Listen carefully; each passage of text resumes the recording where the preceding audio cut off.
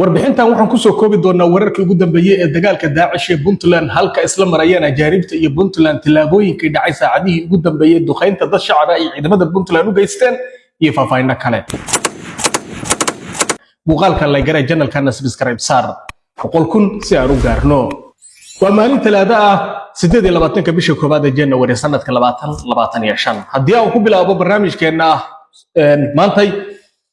ciidamada Puntland iyo dagaalada buuraha gobolka bari ka soconaya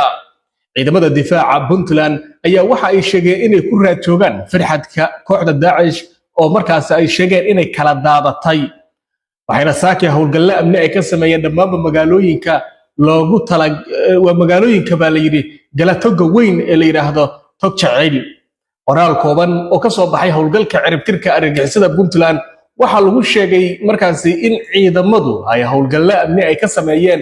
aaga toga weyn ee jacayl la yiraahdo oo la rumaysan yahay bay yiraahdeen inay wali ku dhumaalaysanayaan kooxaha firxadka ah ee Daacish ayaa qoraalka lagu yiri ciidamada difaaca Puntland ayaa sidoo kale howlgal ciidan waxa ay ka sameeyeen deegaano ku teedsan Turmazale oo dhawaan laga saaray kooxda ciidanku waxay howlgal amni ka sameeyeen aaga toga jacaylka wadooyinka markaasi toga soo gala iyo sidoo kale deegaanada u dhow Turmazale sidaas ayay ciidamadu sheegeen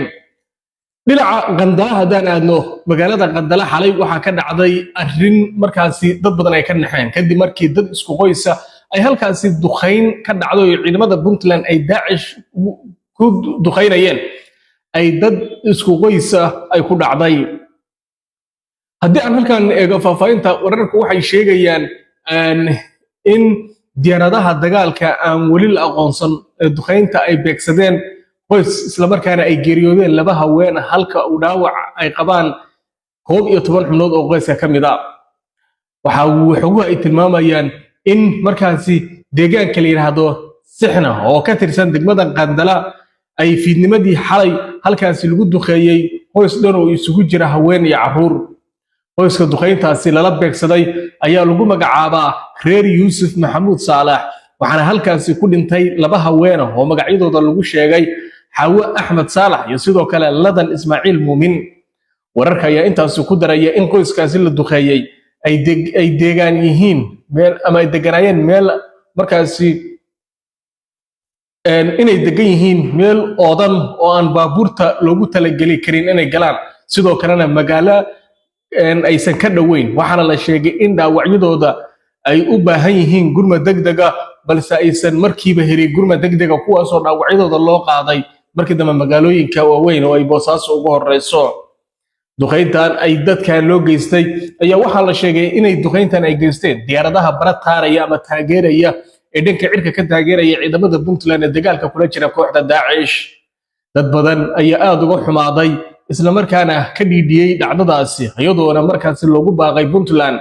in ay ka fiirsato duqeymaha ay geynaysanayso iyo goobaha ay ka geysanayso maadaama goobaha lagu dagaalamayo ay leeyihiin dhul weyn oo buuraley oo ah dhul ay dad reemiyo xoolo dhaqato ay weligood yaabidkood deganaayeen iminkana ay degan yihiin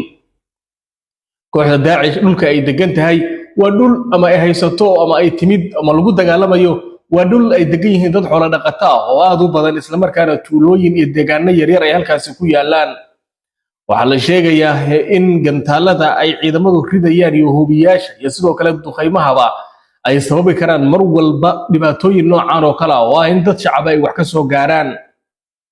Soomaaliya marka ay noqoto la dagaalanka kooxaha argagixisada sida Daacish iyo Al-Shabaab inta badan waxa dhacda in duqeymaha iyo dagaalada ay waxyeello ka soo gaarto dad rayida tusaale koonfurta iyo bartamaha Soomaaliya duqeymaha mar walba ka dhici jiray ay geysan jireen ciidamada reer galbeedku ama diyaaradaha reer galbeedka waxa inta badan waxyeello ku noqon jiray dad shacab ah kuwaas oo ay macaadalalka Mareykanku ay marar kala duwan magdhow ay ka bixiyeen ama ay xaqooda siiyeen dadkaasi iyo dhibaatadu gaartay Puntland wali wax wara kama aysan soo saarin dadkaasi rayidka ay xalay duqeynta ay lagu dilay haddii aan isla wararka wali ku sii soconno dagaaladana dhinaca kale to wali waxa soconaya raafka iyo sidoo kale qaqabashada dadka ajaanibta ee gudaha Puntland ku sugan ciidamada ammaanka gobolka bari wali waxay magaalada Boosaaso ka wadaan howlgalka lagu xaqiijinayo baaritaano ay ka sameynayaan xaafado kala duwan ee magaalada ah iyo sidoo kale qaabashada ajaanibta xalay ciidamada gobolka bari waxa la sheegay inay halka howlgalkaasi ay ku soo qabteen dad looga shakisan yahay inay xiriir la leeyihiin kooxaha argagixisada gaar ahaan maleeshiyaadka daacish ee ciidamadu ay kula dagaalamayaan buraha caalmiskaad saraakiisha laamaha bari amniga boosaaso waxay sheegeen in dadka lagu qabtay howlgalkaasi xalay ay gacanta ku hayaan laamaha baarista ee gobolka bari si loo hubiyo kiisaska isla markaana haddii wax dambi ah ku cadaato lagu gudbin doono hay'adaha garsoorka raafka iyo qabashada ajaanibta ayaa markaasi maanta marka loo eego shalay aad u yar inkastoo oo weli howlgallo la samaynayo magaalooyinka boosaaso iyo garoowe waa halka ugu badan ee ajaanibta ugu badan lagu qabtay inkastoo magaalooyinka kale ee marka loo eego qardho burjinle galdogob gaalkacyo iyo magaalooyinka kale ee waaweyn oo ay baran iyo ku jiraan dhahar aysan ka dhicin raafka ka dhacay boosaaso iyo garoowe mid la mid ah walow ay weli jiraan baaritaano la wado garoowe oo kaliya waxaa la sheegay in 100 qof dad gaaraya oo ajaaniba gacanta lagu dhigay halka boosaasana in ka badan 300 oo ajaaniba gacanta lagu dhigay kuwaas oo ay Puntland sheegtay inay dalka ka raafi doonto oo ay dalalkoodii u kala diri doonto dadkaas ajaanibta oo ay ku sheegtay inay yihiin kuwa Puntland lugooyadeeda iyo khalkhal amni gelinteeda u yimid wadanka isla markaana ka tirsan daacish oo ajaanib u badan ay ciidamada Puntland ku dagaalamayaan buraha gobolka bari halkaas oo ay weli dagaal ka socdaan Puntland waxay sheegtay in ajaanibta iyo sidoo kale daacishta ay buraha kula dagaalamayaan ay xiriir weyn ka dhaxeeyaan isla markaana ay yihiin dad xiriir leh oo wada shaqeeya Puntland waxay sheegtay in ajaanibta magaalooyinka ku nool ay yihiin kuwa daacish ka tirsan oo u qaabilsan dhanka magaalooyinka halka kuwa ay kula dagaalamayaan burahan ay yihiin kuwa duurka ku jira ee halkaas ayagu wax ka soo abaabula ama xarumahoodii halkaas ay yihiin Puntland sheegtay in ajaanibta oo dhan gacanta lagu wada dhigi doono mid shaqeeya mid aan shaqayn mid sharci haysta mid aan haysan iyo sidoo kale cid walba oo markaasi ajaaniba kadib baaritaan lagu samayn doono cidii damiin iyo cid ay u shaqeeyaan oo la yaqaano haysata waa la sii dayn doonaa wixii sharci haysta waa la sii dayn doonaa halka kuwii aan sharci haysanna ay Puntland sheegtay inay wadanka ka masaafurin doonto una waaridi doonto halka ay ka yimaadeen iyo dalalka ay ka yimaadeen